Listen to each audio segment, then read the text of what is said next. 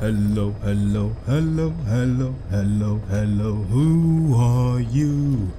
Who are you? I'm talking to you. Hello, hello, hello, hello, hello. Quiet, what you doing there? So sexy next to us a lot. Hello, hello, hello, hello, hello, hello. P-Quad, take me home with my guns. Hey everyone, welcome back to Metal Gear. I should drop a mixtape at some point in my life, but I think the world is not so ready for the next level lyrics that I'm gonna hit him with. But anyway, this is live commentary. For the sake of time, I want to just blow through quite a couple of missions. Don't think that was a great word to use, me wanting to blow something, but anyway, daily bonuses coming in, accepting rewards, and thank you for coming back to Metal Gear Solid 5 The Phantom Pain. Is there anything in particular I would like to make? I would like to use a revolver at some point in my life, but I keep on trying to save money. I don't know why I keep on trying to save money, but I keep on trying to save money. 18 minutes. So what about you? 18 minutes? Oh well, I guess we won't get to use these guns this episode, but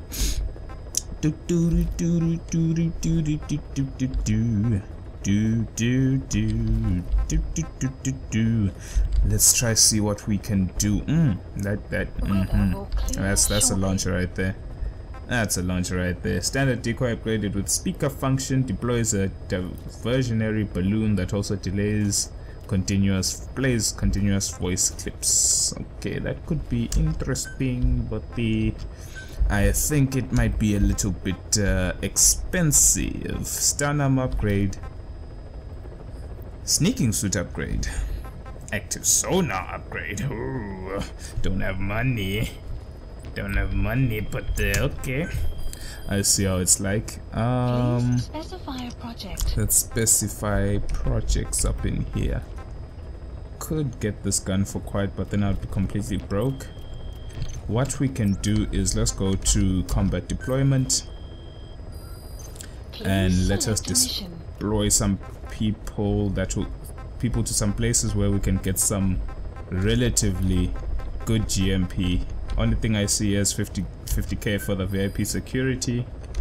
Doesn't require that much, so I'll send in my D team Delta. Unit dispatched. And this one.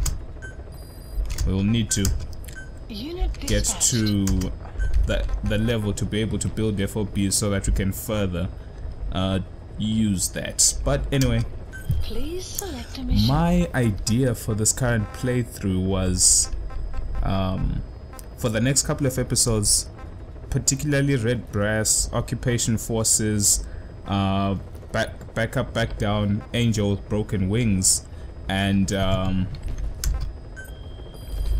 one other side up which I think is of importance before we head over to Africa, which is to make contact with Emmerich.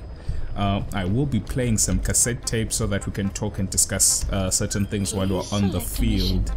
I'm not too great with the iDroid controls on keyboard, so there'll be a lot of starting and stopping. So let's head over to Red Brass. Let's accept this mission. Accepted. I'm not sure where I'll start, so I'll just do it here. I'm feeling like I want to go loud this episode. I honestly don't care about stealthing it. I want to see what we can do. What pistol we can take. What a gun. What a gun. 12 bullets. Let's look for damage. This has got the most damage. This is the most firing speed, so let's take that. Let's get out. For some reason, oh, the sonar's already inbuilt. Got a bionic arm. Let's get our golden bionic arm for the big hit. And for weaponry, could go the grenade launcher and our rocket launcher. Could be overkill, but overkill's my middle name, so welcome to the adventures of Overkill and his dog, horse, D-Horse. Yes, D-Horse, the horse, not the dog. Nothing else to equip here.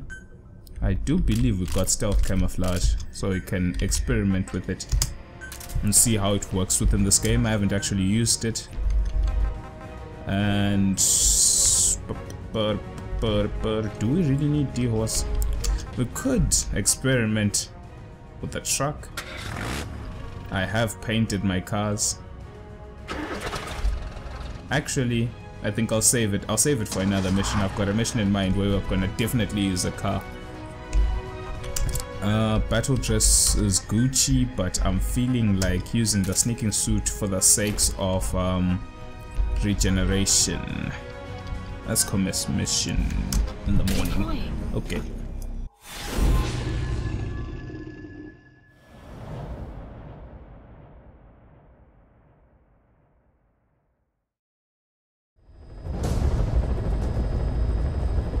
The 3 Soviet commanders are meeting at Calais. The mission is to eliminate all 3. How you do it is up to you, boss. Good luck.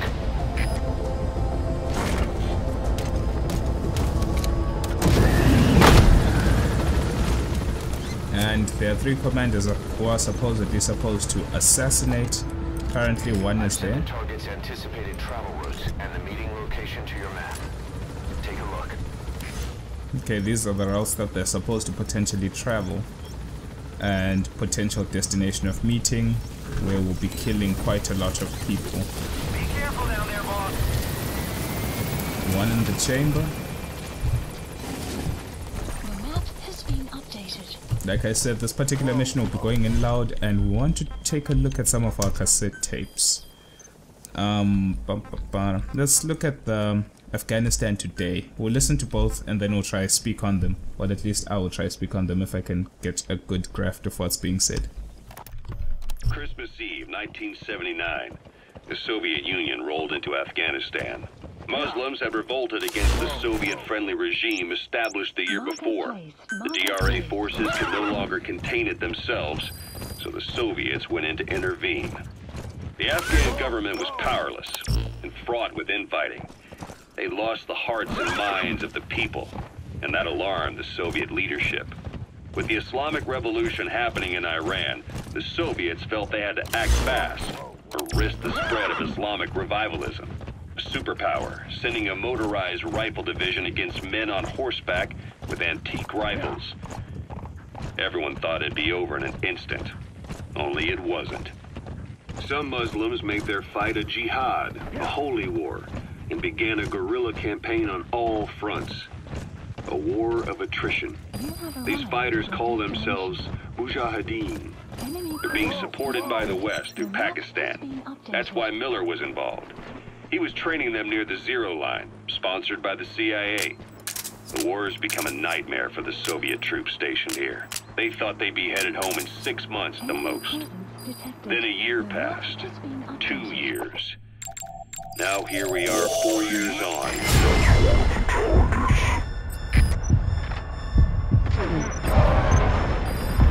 Target confirmed dead. Now move on to the other 2. Become the Soviet Union's Vietnam. The Soviet troops on the ground want to go home, but at least they have homes to go back to. The Afghans have lost theirs. The Soviets destroy the kishlaks, villages, wherever they can. They burn down homes and fields, fill in wells, turn pastures into minefields. It's created a mass of refugees who fled to Pakistan. If the Mujahideen are fish swimming around the villages, the Soviets will go so far as to dry out their ocean. But this has had a big price. There's bitter resentment among the Afghans, and they're taking out their anger on the soldiers on the front lines. Among the Mujahideen are the Pashtun people. They're fiercely devoted to their code of Badal, or revenge. Soviets they've captured have had their hands, feet, and noses cut off before being left to die at the side of the road, just to show their comrades what they're capable of. Friendlies who come across them can do nothing but put them out of their misery. Then they burn down another village in retaliation, and the cycle of vengeance goes on. Okay. We are back. Quite a lot has been said by Ocelot about the current state of things in Afghanistan during this particular time. And what he seemed to have been saying was that Afghanistan, of course, was once part of, or should I say, under the influence of the Soviet Union. And in doing so, you had to follow certain laws and restrictions, especially political ones, that were imposed by the Kremlin at that time. Enemy presence detected. Can jump up there. Extraction arrived at Mother Base. And so this was a problem because there was a revolution, not a revolution, but how can I say, a renaissance within Afghanistan and other Muslim states at the time. The map analysis complete.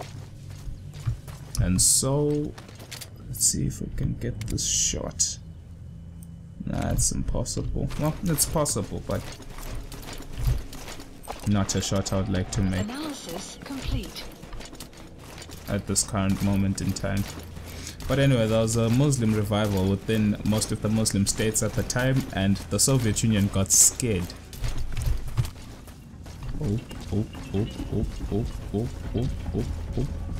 Okay. And the Muslim government got scared and freaked out pretty much. There was in-house fighting within the Afghani government itself. I guess some people were for the pro-Muslim revival, some people were scared of being crushed by the Soviet Union, so they decided to stay docile. And so a question of faith must have been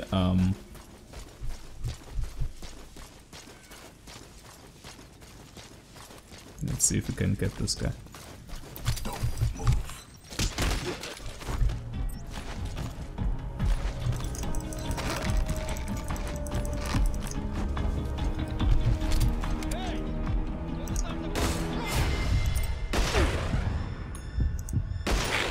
Wow.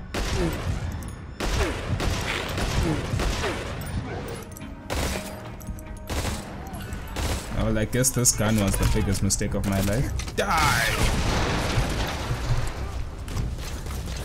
I knew it was a 3-round burst Glock 18, but I didn't think it would be so inaccurate. So let's supply drop a certain weapon. Get a more accurate pistol for me, please. Please of supplies requested.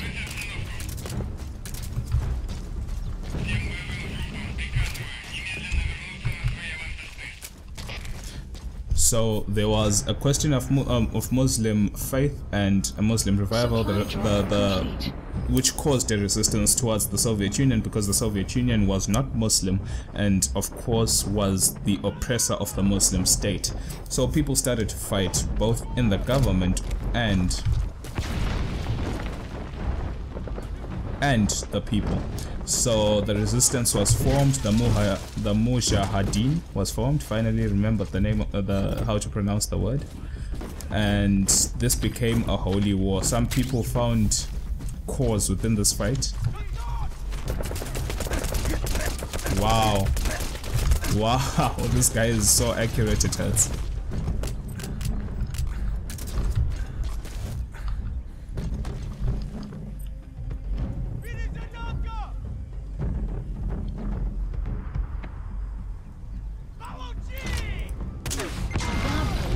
There we go.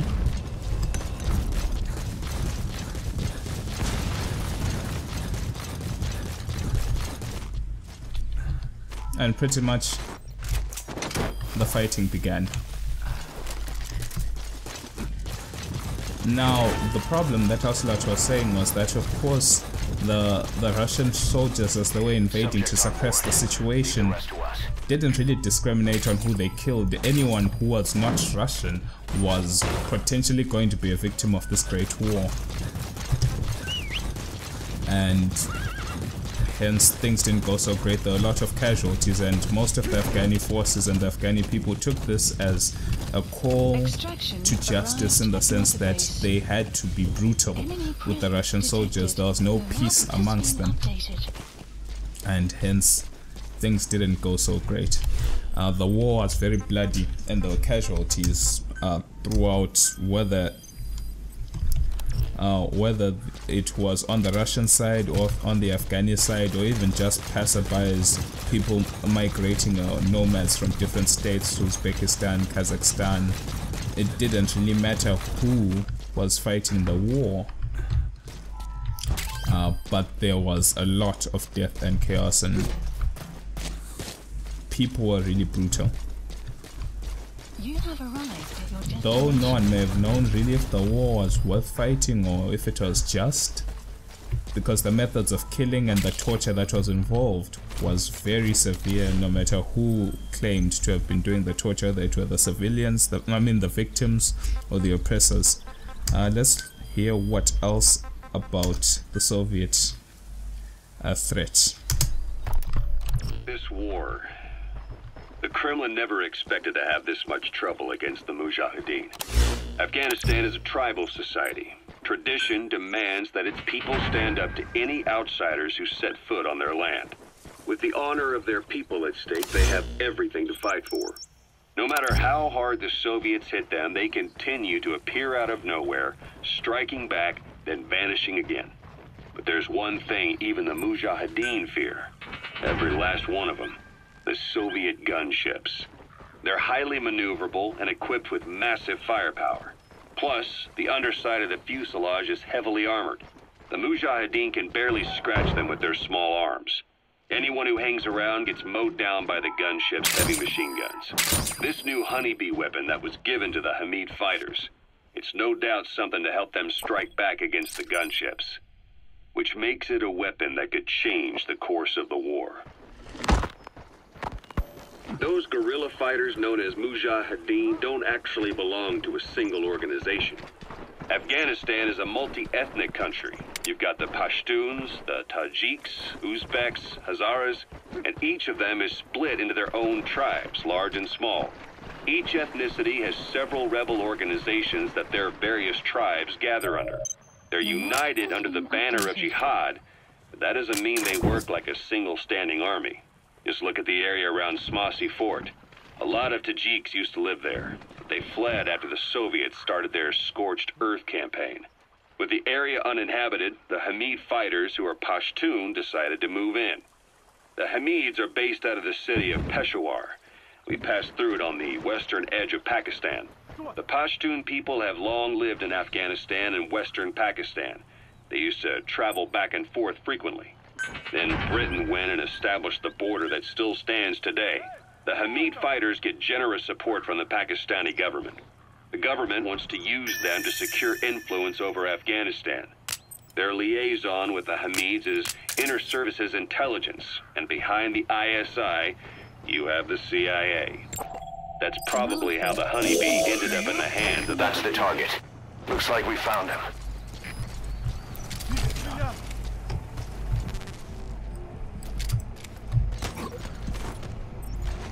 Okay, we are back. Just need to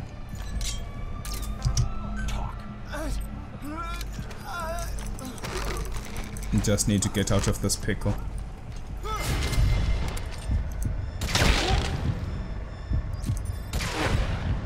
I think that's two dead. Not too sure if anyone else is coming out. This sonar.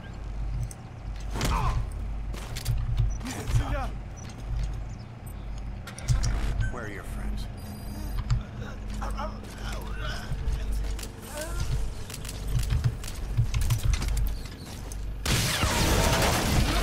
There. That's the target. Target neutralized. One remaining. Okay. Target confirmed dead. Your objective's complete. Exfiltrate out of the hot zone by chopper or on land. And that's all of them dead.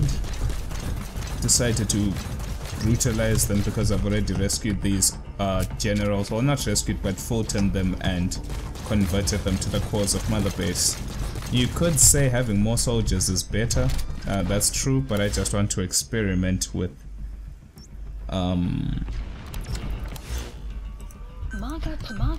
killing and sabotage, just to check out just how powerful these lethal weapons are. But anyway, just a few final touches on what Ocelot had been saying. Let's just hide behind a rock here and get some time to recuperate. You have arrived. Extraction arrived at Mother Base. Okay. Anyway, Ocelot was saying that as much as the Russian forces were striking at these Kazakhstan, Uzbekistan, Afghanistan, all the people within this region that were now within this Muslim revival trying to fight back against the Russians, as much as they struck hard, for some reason they still managed to assam a large number of forces, even though the rest were being mowed down. Everyone was in the cause, every able-bodied person who was able to fight was fighting, and their equipment at the time wasn't really so great compared to the Russians. Most of them were fighting on horseback while the Russians were driving their SUVs and jeeps in the sand. But the Afghani had the home advantages because they knew the lands and the mountains, so they were easily able to set up ambushes and come up with guerrilla tactics against the Russian forces. But there was one thing that they just couldn't outmatch, and that was the Russian gunships that could spot them out no matter where they were. Because these of course were air vehicles, they could spot you from above, and it was a very difficult situation for them to get under. Hence why you see a lot of bases or encampments created within ditches and caves, so that's really hard to get spotted aerially. It was a really difficult situation for them, but it was a war that they believed they had to fight. But for now, I think that's all we'll get from those two tapes. Exfiltrated. That's it. You've made it out of the hot zone. No sign of the enemy. Mission complete, boss.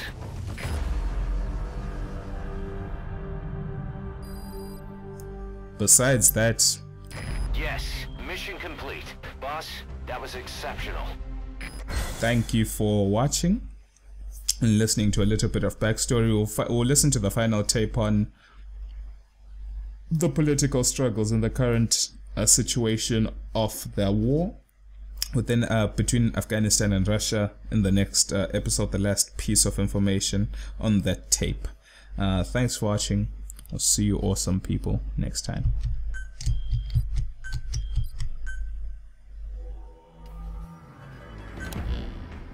Mission complete, boss.